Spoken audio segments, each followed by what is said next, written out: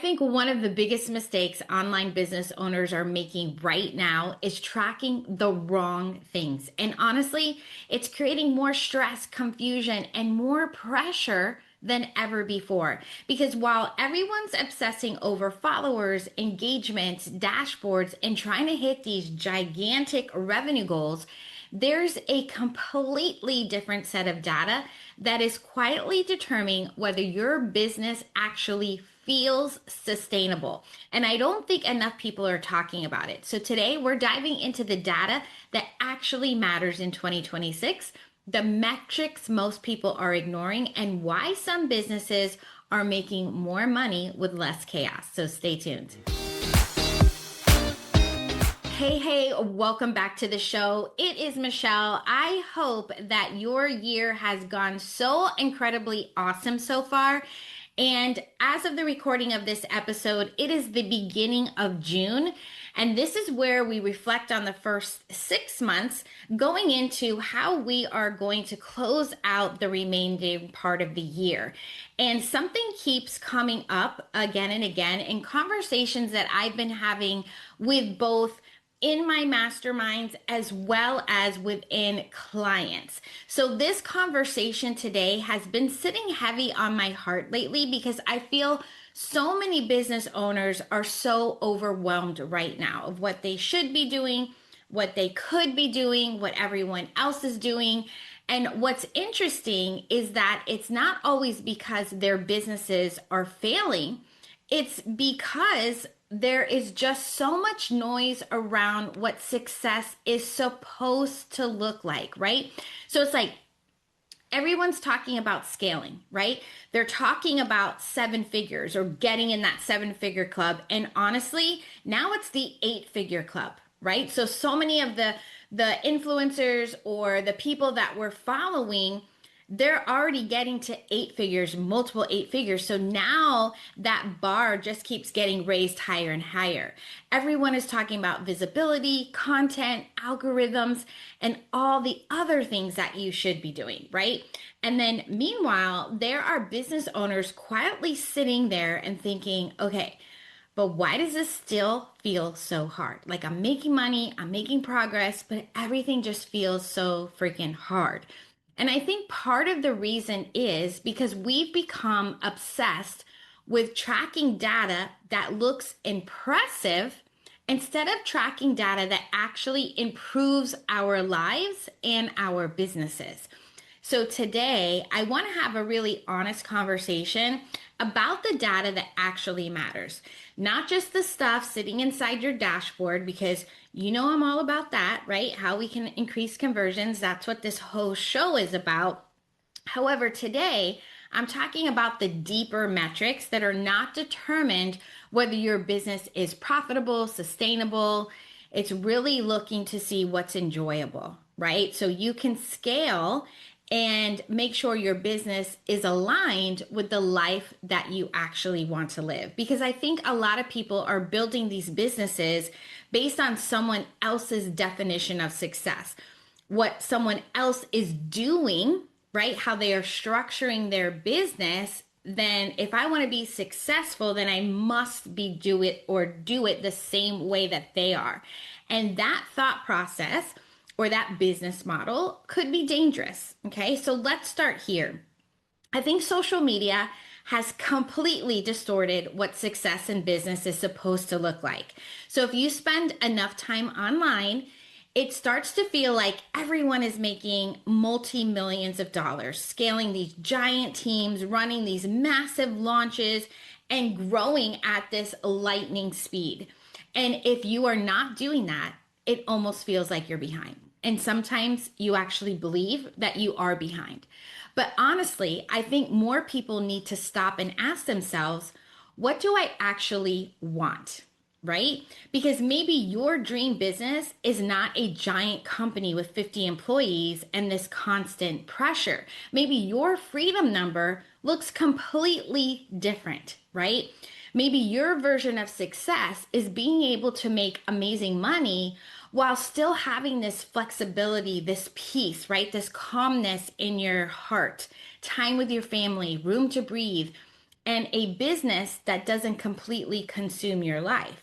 All of that data matters. And I will share with you that back in the day, when I used to work at Bank of America as a wholesale rep, I remember, being in the sales department, there was a lot of pressure, a lot of friendly competition, right? Everybody was always trying to, to be the highest seller that month. And I remember when I first came on board, I had a very good month. I think I was like number 3, which wasn't so bad being the first one in. And we were on like a group retreat for our region, and we were on this bus going to dinner, and I was sitting next to a woman, because I always try to sit next to people and ask them, like, hey, what are you doing? How are you getting the success? Tell me about conversations you have with your clients, all the things, right? I've always been like that, in that detective mode.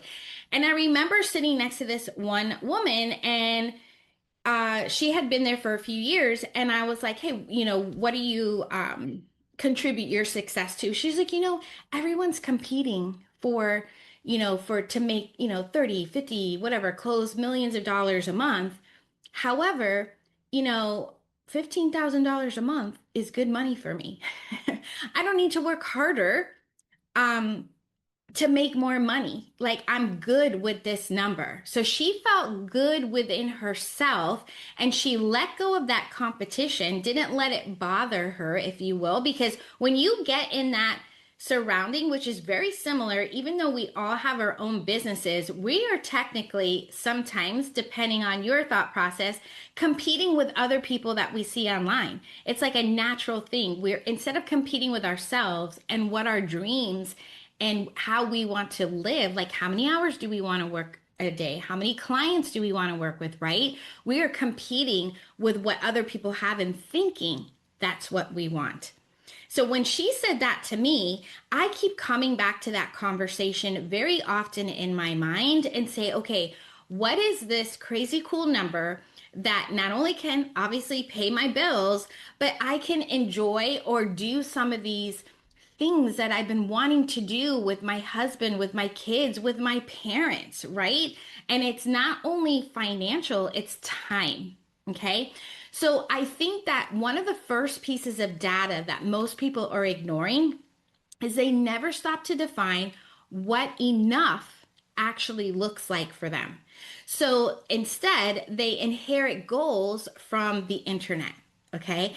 And then they build business models around the goals that they never even wanted in the first place. Right. So now they're overwhelmed, they're burnt out, they're constantly chasing, constantly feeling behind, even when the business is technically growing. I can't tell you how many times where I have sat with a client and I'm like, okay, what's your revenue goal? And they're like, $1 million. I'm like, okay, what is the reason you chose the $1 million? And they're like, well, that's the definition of success. I'm like, is it? Right? And this is where I really think that we need to redefine the conversation around metrics, because numbers absolutely matter, but the right numbers matter. So, for example, I think one of the most overlooked metrics in online business is time. So, how much time does it take you to generate the revenue? No one talks about that enough, because it takes months of prep, nonstop content creation, constant promotion, emotional exhaustion, and disappearing from your actual life every single time you need to make a sale. That matters, right? That is data. And I think sometimes people normalize stress in entrepreneurship because they assume it just comes with the territory.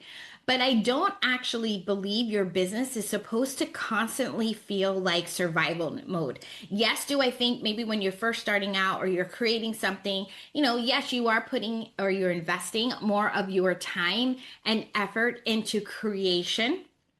However, there are seasons where businesses require more from you, and I am not saying that there won't be hard moments. Of course, there will, but being an entrepreneur isn't for the faint of heart, right? If your entire business model only works when you are operating at a maximum capacity all the time, that's something to pay attention to, because your nervous system is data. Your energy is data too. And how your business impacts your life is definitely data. And I know that might sound weird coming from me, someone who loves to optimize and create, increase conversions and have that strategy behind it. But honestly, the deeper I get into this industry, the more I realize that sustainability is not just about your business, it's you. Because what's the point of building a business that looks successful online and where you secretly hate how it feels behind the scenes? And I think this is where vanity metrics become really dangerous because vanity metrics can create this illusion that things are working even when your business ecosystem is struggling underneath the surface. You can have thousands of followers and inconsistent sales. You can have this super high engagement and low profitability. You can have a successful launch and still feel emotionally wrecked afterwards. You could still have lots of leads coming in and still have no real consistency. So I think that the biggest shifts happening in 2026 is that people are becoming less impressed by visibility alone. They want stability, profitability, they want predictability. They want a business that actually supports their lives instead of controlling them. And sometimes they don't know how. Okay. And honestly, I think this is why more business owners are starting to rethink their entire ecosystem, not just their content funnels, their sales strategy. It's like the whole entire ecosystem. So how people discover them, like when we're talking about an ecosystem, it's like we're looking at, okay, how are people discovering you, right? How many people move through the buying process, how revenue is generated, how the fulfillment is actually working, because fulfillment is also a heavy load. So you got heavy loads on both sides. So often they start over to make money again. They're like, oh, this whole ecosystem, this whole process just feels super heavy. And I don't want to do it anymore. Or I don't want to do sales calls anymore because that's heavy. But then how are you going to make the revenue over here, right? Because when you actually start looking at your business through that lens, you stop making emotional decisions and start identifying patterns. And patterns tell the truth. So, for example, if people are finding you but not converting, that tells you something, right? If people are buying but they're not staying, that also tells you something too. If you constantly feel pressure to create more content just to keep revenue flowing, that tells you something. If every few months feel financially stressful because your revenue spikes up and then it crashes right down, that tells you something. The data is always telling a story. And usually the answer is not do more. Usually it's identifying some small shift inside your ecosystem that creates more consistency, more stability, and more momentum over time. Okay. That's why I'm such a big believer in these 1% improvements because tiny shifts start to compound. And honestly, I think a lot of people are one ecosystem adjustment away from their business feeling dramatically lighter, not easier, because business is always going to require leadership and growth and problem solving, right? Because every time we get to a next level, what do they call it? That next level devil. It's like, okay, we got it. We feel good. We feel confident in that. And we go to that next level and we're like, uh-oh, this feels a little bit harder because now you're stretching yourself. You're going to that next goal. You've never really been in that certain situation. That's part of growing. However, the goal is to be lighter, more sustainable, more predictable, more aligned.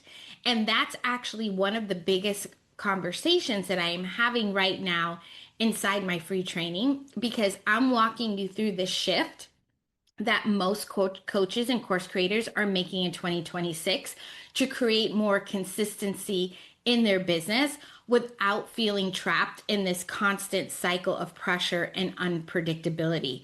Because there is a difference in a different way, I should say, to structure your growth.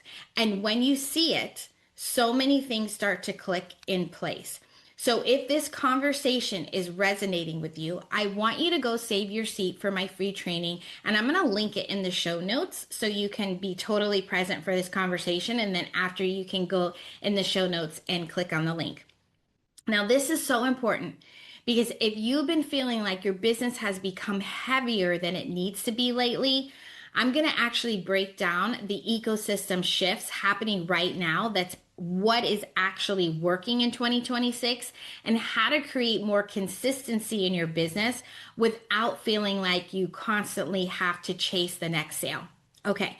Your 1% action for today is to sit down and ask yourself this question. What data am I prioritizing right now? And is it actually helping me build the business and the life that I want? Not the business Instagram told you to want, and not the business someone else has built and maybe you're trying to mimic it, right? It's your version. Okay, so think about it like, pretend for a second that you don't know anything, okay? This is your first day. You have this business, you're selling it, right? It's your first day coming online. You haven't seen anybody else's post. You haven't been following anybody to know what they're doing or what they're not doing, okay? What would you want that to be? Because once you get honest about that, you start making very different decisions. All right. Thank you so much for hanging out with me today. I hope this episode gave you permission to think differently about success, what sustainability looks like, and the kind of business that you actually want to build moving forward. And if you haven't already, make sure that you have saved your seat for the free training, a link in the show notes below, because this conversation goes so much deeper. All right, keep leaning into those tiny tweaks and stacking those 1% wins. Until next time, let's grow your business together.